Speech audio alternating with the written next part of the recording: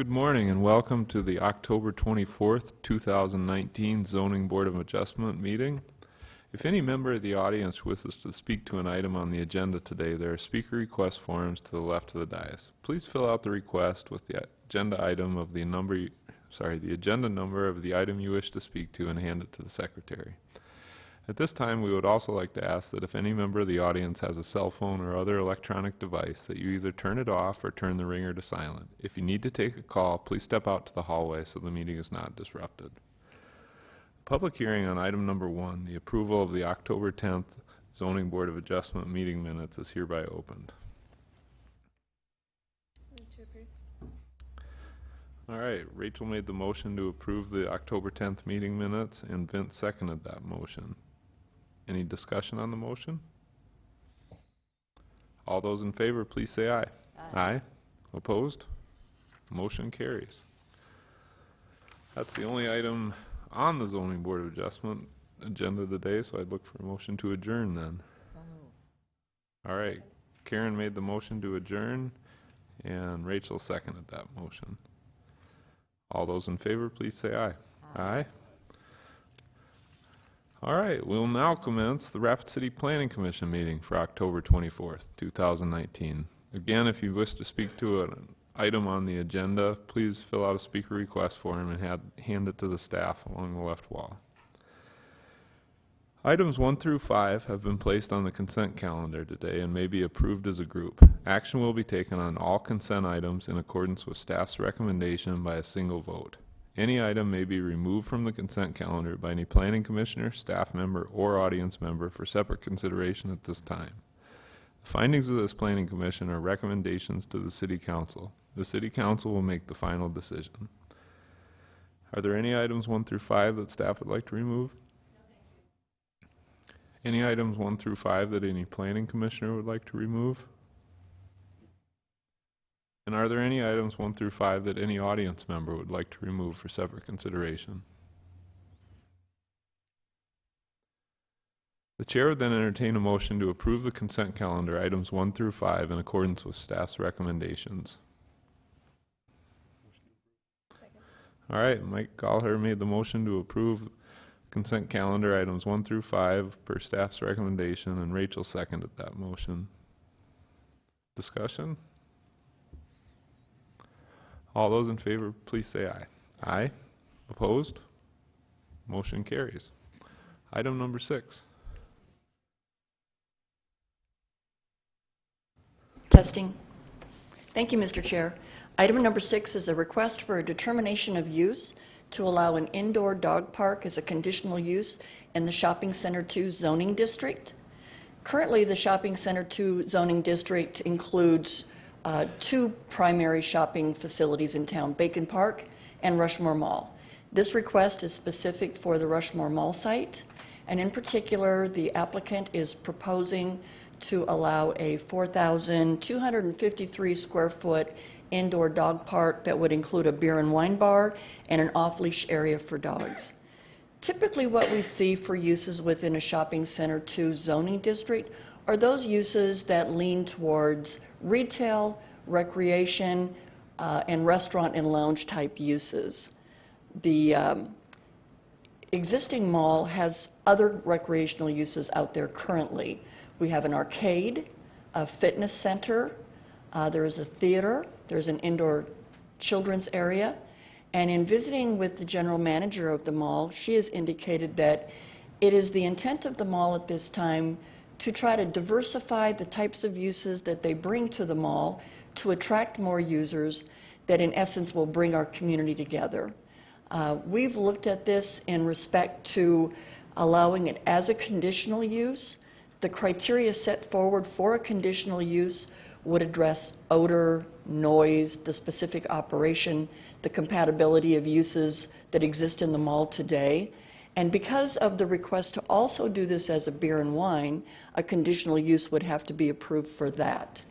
The applicant, Jared Batman, has provided us with a list of how this will operate, which if this is approved, he will then need to bring in a major amendment to the existing plan development that exists for the mall, and we'll go over at that in more detail at that time. But the important features I wanted you to know today as you're considering this is that it would have a maximum of 30 dogs at the facility at one time. They would have to be in the direct supervision of their owners at all time. There would be 2 to 3 employees on site at all time. It would be located in the location of what used to be the Payless Shoe Store, and it has a direct door from the parking lot to that facility, and he would design it so that the dogs could not enter any other part of the mall. So noting that, we would review that in detail as a part of the plan development. Because this is a unique use, we're suggesting that this be approved for this applicant only. In the past, if the Planning Commission and the Council, after reviewing the determination of use, determine it's appropriate for that district, we've done ordinance amendments to put them on as either a permitted use or a conditional use. In this case, we're saying, let's see how this works for Mr. Batman, and if someone else, either at Bacon Park or Rushmore Mall, would want to come forward with a similar type of use, we could then go back, review the operations of this facility, and if it appears to be a good fit, then staff would bring forward an ordinance amendment at that time. So our recommendation is to approve the determination of use to allow the indoor dog park in the Shopping Center 2 district for this request only. If you have any questions, Jared's in the audience, and Sandy Brockhouse, the general manager of the mall, is also here if you've got questions for her. Thanks, Vicki. I appreciate the presentation. Rachel. I think it's a great kind of, creative use for space in the mall, which, definitely needs more business and needs more, rejuvenation. I have some questions for the business owner. Jared? Yeah, Jared, yes.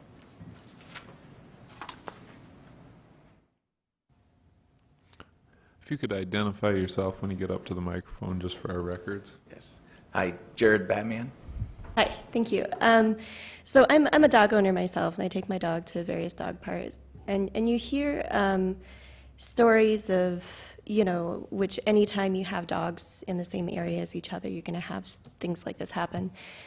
Just stories of dogs attacking other dogs and, causing fights, and not just like a little bit rough playing, but, actual blood being drawn. Do you guys have a policy in place, or would you consider developing a policy that would address, what to do in the moment, and also how to prevent it, and additionally, how to prevent antisocial dogs from coming? Yeah, that's a great question. We will go with, it's like a 3-strike policy, where if the first occurrence, there'll be, kind of strike 1, and you just let the dog owner be aware of all the policies. And then after strike 2, the dog would have to be placed on a leash. And then strike 3, you would ask them to leave, and then it would be determined if they'd be allowed back or not at a later time. We also will be, there'll be forms that they need to fill out, different waivers saying that they are responsible for their dog. And all dogs will need to have all their vaccinations and everything before being allowed in to the parks. Okay, thank you. That answers my question. Thank you. Karen? I guess my question is really for Vicki. Okay, so in making this determination, if we approve this, that goes for any, if it wasn't Jared, it would be somebody else came in and they wanted to do a conditional use permit, would that allow them to do the same thing? We're asking, excuse me, we're asking that you approve it for this request only. Okay. So only Jared's request. Okay, and so then if it's approved and we come back and they bring in their conditional use permit or whatever you want to call it, permitted use, at that time we can ask the questions more detail about safety or noise or any of those kinds of things. Absolutely. Okay, because I did see he had a fairly nice plan, but if we had further questions, that would be the time we'd ask the questions of Jared. Mr. Chair? Yeah, Thank you. So that is an excellent point, Karen. And in the information, Jared's been very forthcoming in how he proposes to operate this facility.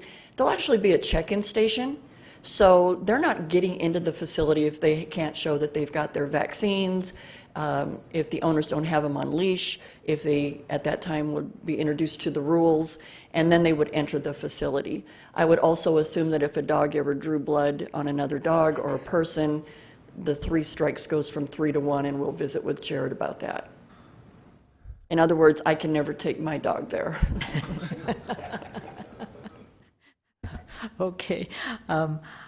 Thank you. I appreciate those comments. And I've heard of, a lot of times we approve alcohol use in the mall. We have approved animals in the mall. It's just a different kind of scenario that I've not ever heard before, but I appreciate the comments. Thank you. Mr. Chair? Vicki? And thank you for that comment, Karen.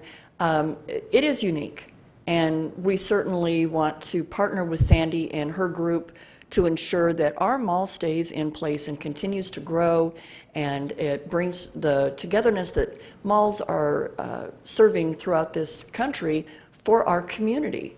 And so we're excited to continue working not only on this project, but as it goes forward. We've had discussions with Sandy and her group, and we are making ourselves as a resource available to them so that if we need to make more substantial changes to the Shopping Center 2 district to allow mixed uses and other types of activities to revitalize these areas of our town, not just this site, but Bacon Park as well, we're definitely going to put the work in to assist them. Great. Vince? Thank you, Mr. Chair. I got a question for Jared. It's a personal question. What inspired you to do this project? Hello. Well, I very much love dogs, and I've seen that this concept's growing across the country very aggressively, and Sioux Falls is actually getting one as well. And I thought, what a great idea with our climate where we're seeing already here in October with all the snow we've been getting that we are a very dog-friendly city, but we needed a place for dog owners to be able to go when our climate is like this and much colder, and just a safe place and sanitary place for them to hang out, have fun, and socialize your dog. So that's where it all came about. Thank you, sir. Kelly?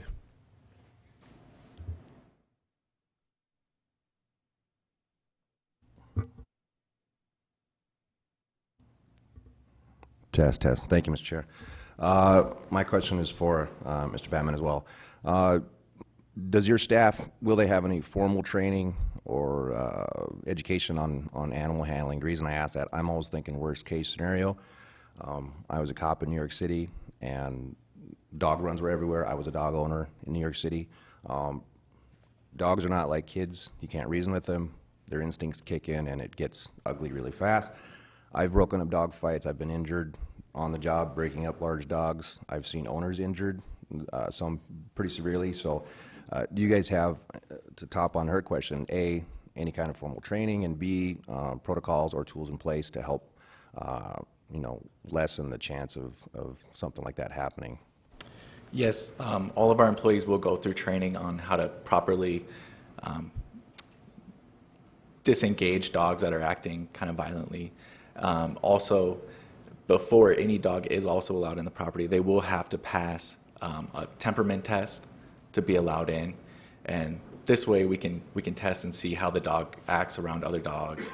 And like you said, they are difficult to judge, but we will have enough staff at all times where we have somebody running the check-in area, somebody running the bar area, and then also an employee that is constantly just a bark ranger, if you will, walking around maintaining the peace. Eric Heikus? Thank you, Mr. Chair. My question was very similar to Kelly's about the training, so thank you for answering that. The letter from the manager of the mall, I think, was very helpful. How about your adjacent store owners? Have they been checked in with? Is there any thoughts there? Or comments from your neighbors. Are they ready for this, I guess? I'm Sandy Brackhouse, General Manager of the Rushmore Mall. We have not informed any of our other tenants because we want to make sure this passes before we bring this out in the public. This will be basically a no bark zone. Jared will have that in place. They're going to do a little bit of soundproofing if there is any barking, but it is a no bark zone, so it should not affect any of our other tenants. We had a pet store in the mall for over 30 years with a number of dogs in there at all times, and never has that been an issue. That answers my question. Thank you. I'm also a dog owner, and I think it's a cool idea. And the Bark Ranger title sounds pretty chic too. Thank you. Thank you. Any other questions or comments on this item? If not, I look for a motion, I guess. A motion to approve. All right. Rachel made the motion to approve the determination of use allowing an indoor dog park as a conditional use in Community Shopping Center District 2. And Vince seconded that motion. Any discussion on the motion? Mr. Chair, Vicki? Yes. could I just clarify that it's for this specific request only? Yes. Does that fit with the motion maker and second, that it's specific to this use? Thank you. Any further discussion on the motion? All those in favor, please say aye. Aye. Opposed? Motion carries. Item number 7. Thank you. Item number 7 is 19 PD 040, a major amendment to a plan development overlay to expand an existing communications facility at 3840 Tower Road.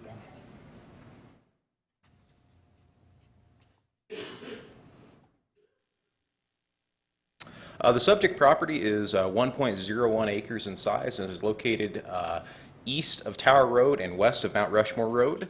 You can see on the aerial photograph that there's an existing antenna dish located here towards the south end of the property. This major amendment application is to add a second dish south of that existing dish and just north and east of the generator on the property.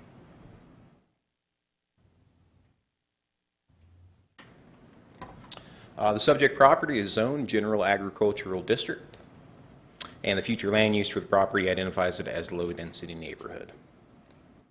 On the city's major street plan, Tower Road is identified as a collector street, and Mount Rushmore Road is identified as a principal arterial street. This is the site plan that was submitted with the application. It's a little blurry on the screen, but specifically what the applicant is requesting is to construct a 43.5 foot high antenna dish. The diameter would be 34.6 feet. And as previously noted, the location of that second dish is going to be here, south of the existing dish. And just for perspective, so the second dish is a 10-meter dish. That first dish is a 6.2 meter dish in diameter. So it's about half, again, the size of the existing dish that they're putting in. As part of this application, the applicant has requested also to allow a reduced front yard setback of from 35 feet to 3 feet on this east side, on the Mount Rushmore Road side for the side lot line or for the front lot line, and a reduced rear yard setback abutting a street from 35 feet to 30 feet on the west side on the Tower Road side. So that's from the foundation and that furthest extent of the antenna dish to the lot line. Due to the topography in the area, the existing landscaping, and the distance and the excessive right-of-way in Mount Rushmore Road, staff does support both of those exception requests for reduced setbacks. This is the landscape plan that was submitted with the application, just noting the amount of screening that is north of both antenna dishes at this point. And then the topography between this location you'll see in some of these photos down to Mount Rushmore Road also pretty effectively screens these dishes from oncoming traffic.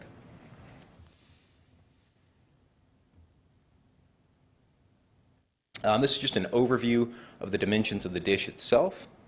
Again, noting 43.5 feet high and 34.6 feet in diameter.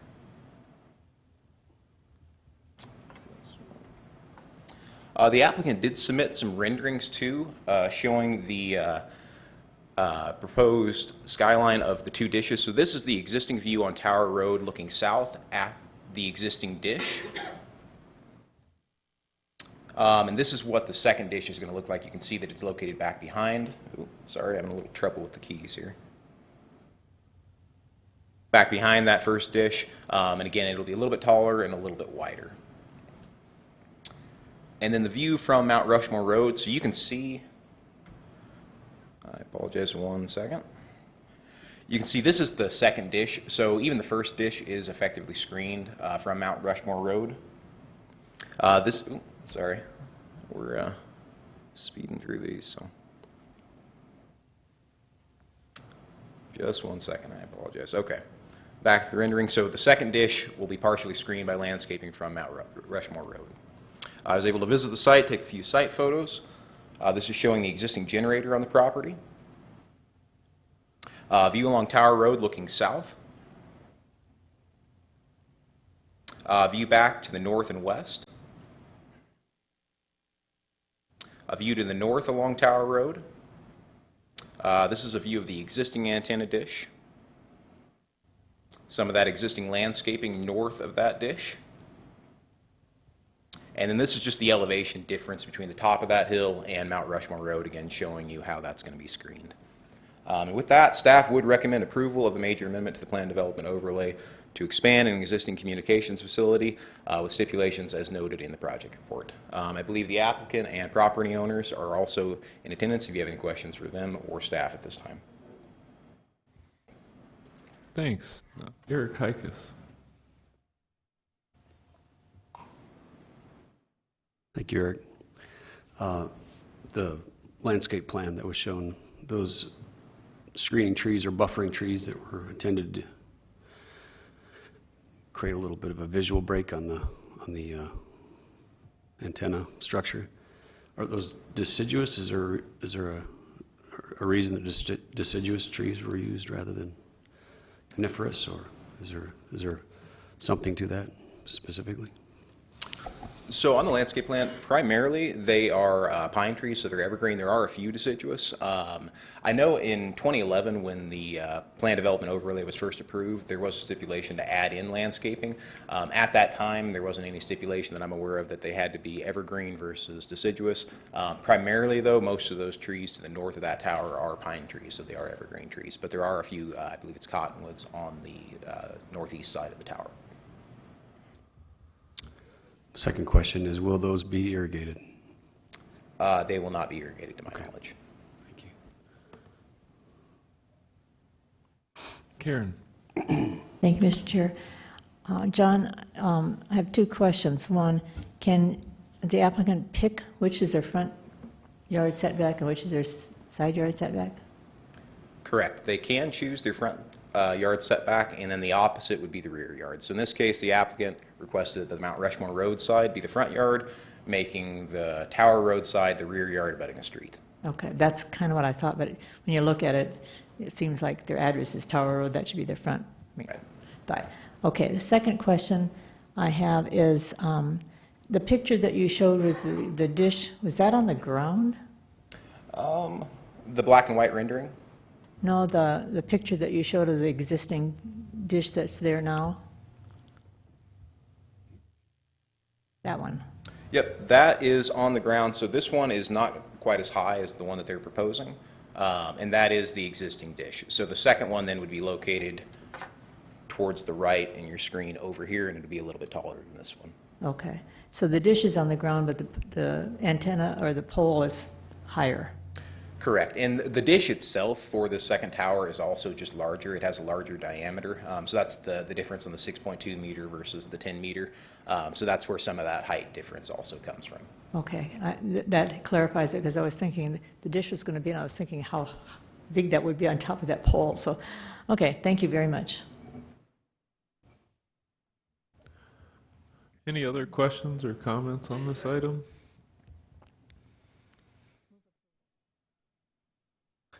All right, Karen made the motion to approve item number 7 per staff's recommendations, staff stipulations, sorry. And Mike Goller seconded that motion. Any discussion on the motion? All those in favor, please say aye. Aye. Opposed? Motion carries. Item number 8.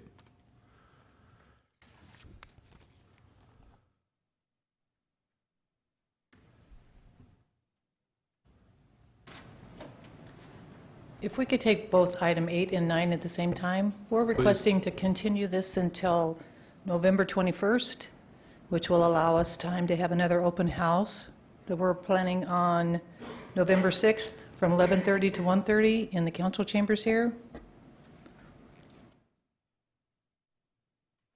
That way we can advertise it and have all the public comments at the same time. I see nobody here to speak toward this anyway, but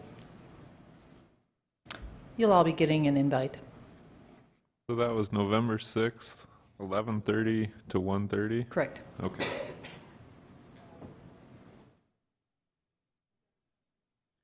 The meeting is November 21st. Planning Commission, I'm the talking about the recommendation... open yeah. house, I'm sorry. Recommendation I'm just is for trying to repeat the marketing continuation to November 21st. But as a side note, we are scheduling an open house on November 6th from 11:30 to 1:30. pitch. Perfect. Vince? Thank you, Mr. Chair. Since our last meeting, has there been any further comments made from the community at large? Well, I visited with one of the TIF bankers in town and asked him specifically what his comments or concerns were with the policy, and his comment was the restriction on 10 years. And I referenced that, that's just to get an extra point toward the evaluation score. It had nothing, there was no restrictive time frame because by state law they have 20 years. But if they shrink their payoff, they get an extra point in the evaluation. So he was fine with it. Oh, okay, that's good to hear. Thank you. Rachel? Yeah, I imagine people who, want to be there, who have been commenting on this, will probably already know. But are you, so you're advertising it in the newspaper as an open house, and then is there any other sort of advertisement or notification? Absolutely. We send out notification to everybody that submitted an application to you guys. So there's no reason that they won't be notified because they get the little blue card. Great. All right. Despite me trying to mess it up, Rachel made the motion to continue to the correct date of November 21st. Is there a second to that motion? Eric Heikus seconded that motion. Any discussion on the motion? All those in favor, please say aye. Aye. Opposed? Motion carries. End of the regular agenda. Any staff items or discussion items today? Ken? Yes, we'd like to have you put on your calendar November 6th. You've already heard that date once, but earlier, you can just come in the morning and stay all day. We will be having coffee with planners at 9 o'clock on the 6th. The 3 discussion tables we have this time will revolve around the topics of creating small lot zoning, so in other words, small garden-type homes and tiny homes. Another one will be an update on the Civic Center, which will be having its groundbreaking just a little bit following that in November. So we'll have a update on the plans and times and all that with Craig Baltzer here leading that discussion. And then Michelle Schulke, our CDBG manager, will be here to discuss the Community Development Block Grant Program and how that works and how people can become eligible for the assistance there. So we hope you'll join us then. Great. Sounds like good topics. Anything from the commission today? I'd look for a motion to adjourn then. All right, Karen made the motion to adjourn. And is there a second? Vince seconded. I saw him. All those in favor, please say aye. Aye. Opposed? We are adjourned.